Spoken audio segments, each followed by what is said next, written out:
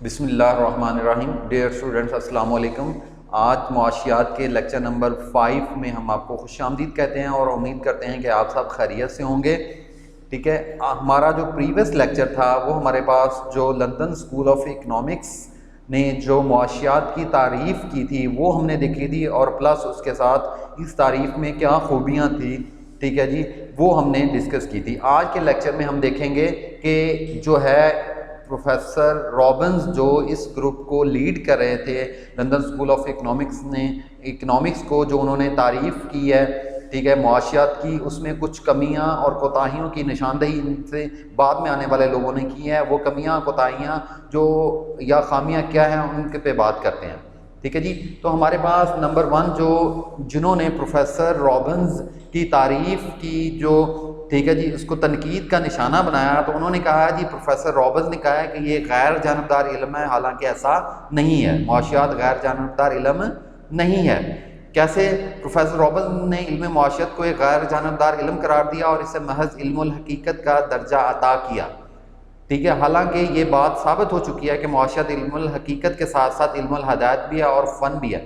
اب یہاں پہ بات سمجھنے کی ہے کہ علم الحقیقت سے کیا مراد ہے اور علم الہدایت سے کیا مراد ہے، یعنی دونوں کے درمیان کیا فرق ہے. علم الہدایت سے مراد یہ ہے کہ جو معلومات اکٹھی کرنا اور مسئلے کو جوں کا توں ہی بیان کر دینا، اس مسئلے کو حل کرنے کے لیے کوئی تجویز پیش نہیں کرنا، اپنے سے خود سے کوئی رائے نہیں دینا. جبکہ علم الہدایت میں کیا ہے، ٹھیک ہے، اس مسئلے کے سلوشن کے لیے، ٹھیک ہے جی، اس کا حل بھی بتایا جاتا ہے، اس کو عملی جامہ پہنایا جاتا ہے، یعنی کہ اس کو سالو کیا جاتا ہے. تو یہ جنہوں نے معاشیات کی جو رابنز کی تعریف پہ تنقید کی، انہوں نے کہا کہ اگر معاشیات، ٹھیک ہے جی، مسائل کی نشاندہی تو کرتا ہے لیکن اس کے لیے کوئی حل کے لیے کوئی تجویز پیش نہیں کرتا، تو پھر اس کا کیا فائدہ ہے.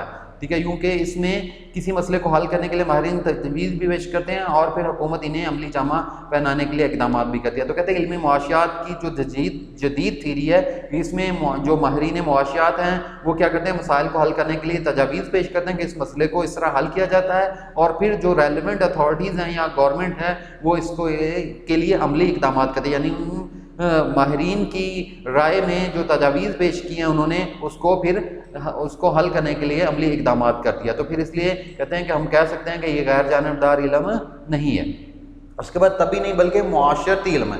پروفیسر رابنز نے جو ڈیفینیشن بیان کی ہے اور جو انہوں نے تمام ایفرٹ کی ہیں، وہ اس کو طبی علوم کی صف میں لانے کی کوشش کی ہے. طبی علوم اور معاشرتی علوم میں کیا فرق ہے، یہ پہلے ہم کلاس میں ڈسکس کر چکے ہیں، تو اس کو دیکھتے ہیں، پھر اس کی تھوڑا ایکسپلین کرتے ہیں. پروفیسر رابنز نے علم معاشرت کو جو طبی علوم کی صف میں شامل کرنے کی کوشش کی ہے، اس پر بڑا اعتراض یہ وارد ہوتا ہے کہ طبی علوم کا تعلق مادے سے بنتا ہے اور مادہ ایک بے جان شے ہے.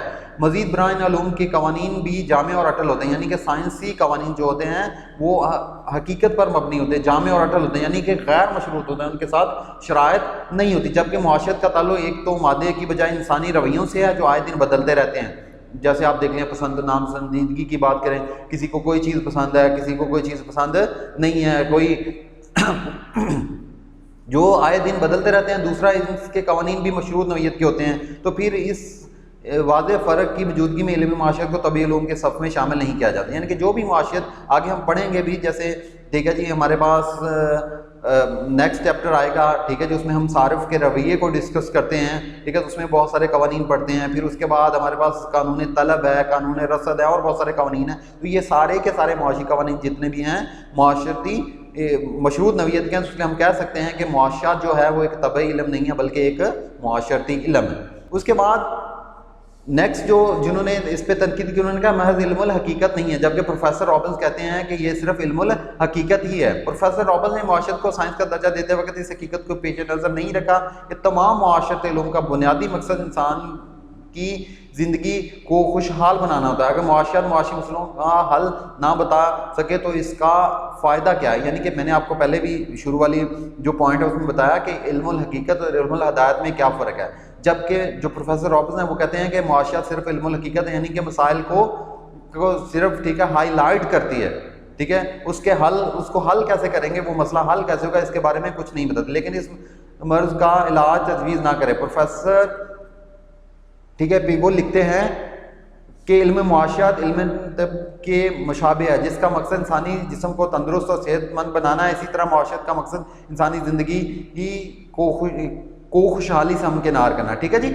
تو کیسے یہ علم الحقیقت نہیں ہے، علم الہدایت بھی اسے کہتے ہیں. یہ انہوں نے ایگزامپل دی ہے جو اس پہ تنقید کرے. انہوں نے کہا جی آپ ایک ڈاکٹر کے پاس جاتے ہیں، وہ کہتے ہیں جی آپ کو یہ مسئلہ ہے لیکن اس کا حل میرے پاس نہیں ہے، تو پھر اس کا کوئی فائدہ نہیں ہے. جبکہ معاشیات بھی یہی ہے کہ معاشیات میں ان مسائل کو ہائی لائٹ کیا جاتا ہے، ٹھیک ہے، اور ان کا پھر سلوشن بھی بتایا جاتا ہے جو انسانی زندگی کو خوشحالی سے ہمکنار کرتے ہیں. لہذا یہ فلسفہ کی مانند نہیں ہو سکتا. بس ہم کہہ سکتے ہیں کہ علم معاشیات معاشرتی فلاح و بہبود سے لا تعلق نہیں ہے، یعنی کہ اس کا بنیادی میں. اس کے بعد اخلاقیات سے جدا نہیں کیا جا سکتا، یا اخلاقیات سے جدا کرنا مشکل ہے. پروفیسر رابنز نے علم معاشیات کو مقاصد کی اچھائی یا برائی سے لا تعلق ظاہر کیا ہے، جبکہ پروفیسر وارٹن کا کہنا ہے کہ علم معاشیات کو اخلاقیات سے جدا نہیں کیا جا سکتا. یہ پروفیسر وارٹن جو ہیں یہ بھی ان ناقدین میں شامل ہے جنہوں نے پروفیسر رابنز کی ڈیفینیشن پہ تنقید کی. اگر بغور جائزہ لیں تو یہ بات واضح ہو جاتی ہے کہ غیر اخلاقی حرکات کو علم معاشیات کے دائرے میں کوئی جگہ نہیں دی جا سکتی. اسلامی نقطہ نظر سے بھی معاشی کاوشوں کو اخلاقی قدروں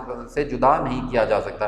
ٹھیک ہے جی. نیکسٹ ہمارے پاس ہے اس کے بعد اگر یہ ساری چیزیں جیسے ہم نے ٹھیک ہے جی پہلے ایڈم سمتھ کی ڈیفینیشن دیکھی، اس میں ٹھیک ہے جی ہم نے اس کی خوبیاں اور خامیاں ڈسکس کی، پھر اس کے بعد ڈاکٹر مارشل کی بات کی، مارشل کی ڈیفینیشن کی خوبیوں اور خامیوں کی بات کی، ٹھیک ہے، اور اس کے بعد ہم آگے پروفیسر رابنز کی ڈیفینیشن دیکھی اور خوبیاں دیکھی. اچھا بچوں میں نے آپ کو بتایا تھا کہ یہ فرسٹ چیپٹر امپورٹنٹ ہے اور اس میں سے ایک لانگ کوسچن لازمی آتا ہے، اور بعض اوقات ان تینوں ڈیفینیشن جو 3 مکتبہ فکر جو 3 اسکول آف تھاٹ ہم نے دیکھے ہیں اس میں سے ایک آ جاتا ہے. تو بعض اوقات اس طرح بھی کوسچن آتا ہے کہ آپ کے نقطہ نظر میں معاشیات کی سب سے بہترین تعریف کون سی ہے اور کیوں؟ تو پھر اس میں ٹھیک ہے جی آپ نے یہ زیادہ تر پروفیسر رابنز کی ڈیفینیشن لکھنی ہے، کیونکہ مدرجہ بالا خامیوں کے باوجود پروفیسر رابنز کی تعریف سابقہ ماہرین کے مقابلے میں بہتر سمجھی جاتی ہے، کیونکہ اس میں ایسے حقائق کی نقاب کشائی کی گئی ہے جس سے ہر انسان کو عملی طور پر واسطہ پڑتا ہے. مزید برآں پروفیسر رابنز کا انداز زیادہ سائنٹیفک ہے. ٹھیک ہے دیکھیں اب اس میں جو مین پوائنٹ ہائی لائٹ کیا گیا ہے وہ یہ ہے کہ ہماری جو خواہشات ہیں، ہمارے جو مقاصد ہیں وہ لا تعداد ہیں.